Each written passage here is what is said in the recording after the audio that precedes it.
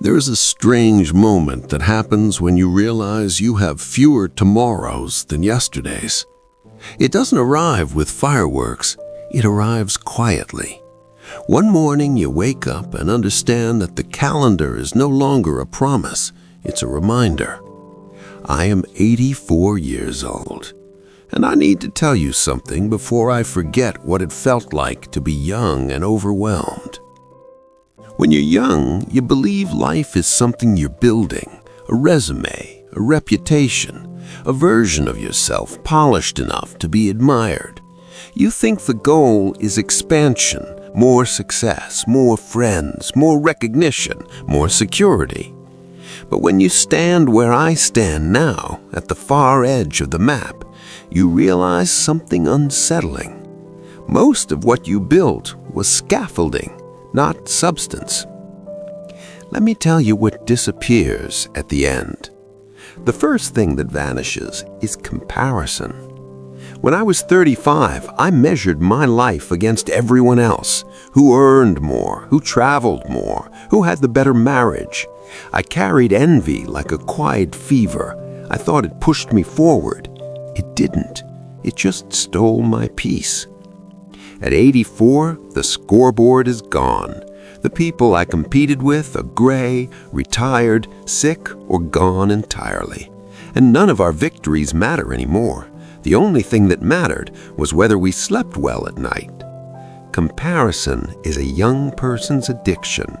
And like most addictions, it promises motivation, but delivers emptiness. The second thing that dissolves is urgency. You rush when you're young. You rush through dinners, through conversations, through childhood, through sunsets. You think slowing down is laziness. It isn't. It's awareness. I missed entire seasons of my children's lives because I was chasing important deadlines. I remember meetings more clearly than birthdays. That is not a flex. That is a regret. At the end, you don't wish you had moved faster. You wish you had lingered longer. The third illusion that falls apart is control.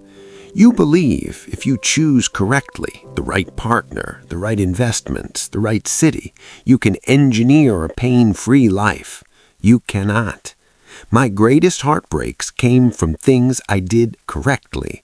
My greatest joys came from accidents I never planned. Life does not reward perfect planning. It rewards resilience. The future is not a puzzle to solve. It is weather to walk through. Another thing you will stop caring about is being right. Oh, I loved being right. Winning arguments, proving points, correcting others. I sacrificed relationships on the altar of correctness. At 84, I can't remember what most of those arguments were even about, but I remember the silence that followed them. Peace is more valuable than victory, and most arguments are about ego, not truth. Then there is the myth of later. I told myself I would rest later, travel later, forgive later, call that friend later. Later is a seductive liar. Some of the people I postponed loving are no longer here. Some apologies I meant to give are now trapped inside a mouth that waits too long. If you are waiting for the perfect moment to live, you are waiting for something that does not exist. The perfect moment is always disguised as an ordinary Tuesday. And here's the quiet secret no one tells you. Happiness, at the end, is shockingly simple. It is not found in status, not in square footage, not in applause. It is found in depth. A small circle, honest conversations, a chair in the sun, a body that still breathes, a memory that still warms. My world has shrunk, but it has also intensified.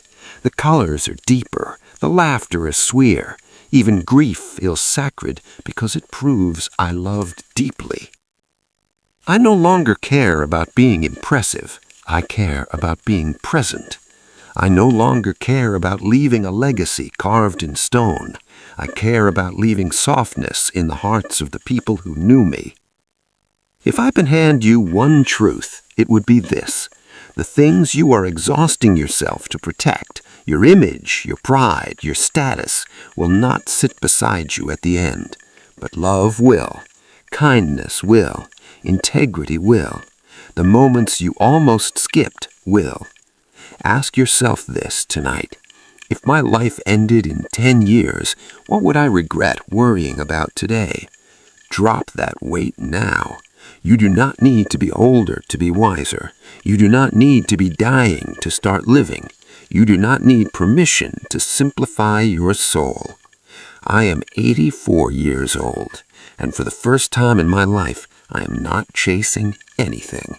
I am just here, and that, my friend, is enough. If this message gave you even a moment of clarity, stay with me. Subscribe for more reflections that might save you years of unnecessary weight. And tell me in the comments, what are you finally ready to let go of? Because freedom does not come from having more. It comes from needing less.